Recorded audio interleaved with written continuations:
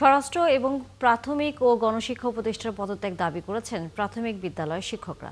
রবিবার 10ম গ্রেডে বেতন সহ 3 দফা দাবিতে কেন্দ্রীয় শহীদ মিনারে অবস্থান করেছেন তারা। এদিকে কর্মবিরতির কারণে বার্ষিক পরীক্ষা নিয়ে শঙ্কায় ছাত্রছাত্রীরা। বিস্তারিত রায়হান কবিরের প্রতিবেদনে।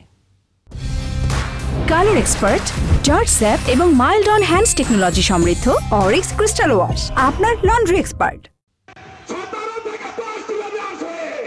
স্লোগান আর প্লাকার্ডে প্রকম্পিত কেন্দ্রীয় শহীদ মিনার। শ্রেণীকক্ষে পাঠ রেখে অধিকার আদায়ের দাবিতে রাস্তায় জাতি গঠনের কারিগররা।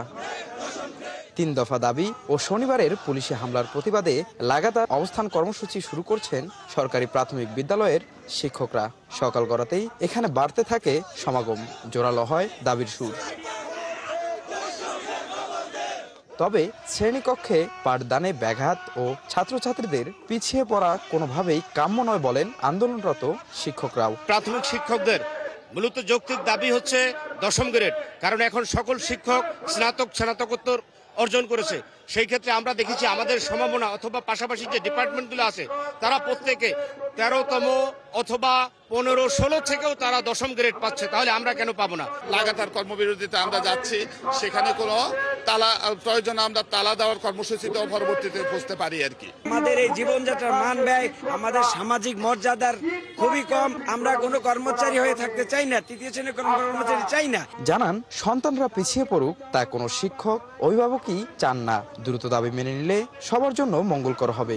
আমার সন্তানদের ক্ষতি হোক এমনটা আমাদের প্রত্যাশা না, কিন্তু আমাদেরকে যদি বাধ্য করে, যেমন গতকালকে রক্তাক্ত করেছে, এটা তো আমাদের চাওয়া ছিল না। শিক্ষক কেন রক্তাক্ত হবে? দুপুর 12টার পর থেকেই গণগ্রেপ্তারের প্রতিবাদে শুরু হয় মিছিল। এরপরই আসে নেতাদের মুক্তির সংবাদ। মুক্তি পেয়ে আন্দোলনস্থলে আসেন 5 শিক্ষক নেতা। সময়ের সাথে আন্দোলন জোরালো করার কথা জানান তারা। আমাদের দাবি পূরণ না হওয়া পর্যন্ত এইটা চলবে। পাশাপাশি কেন্দ্রীয় শহীদ মিনারে আমাদের যে অবস্থান কর্মসূচি, এইটা আজকে থেকে অনির্দিষ্টকালের জন্য অব্যাহত থাকবে এবং সারা দেশ থেকে হাজার হাজার শিক্ষক আমরা যারা আছে আরো নতুন করে আসছে।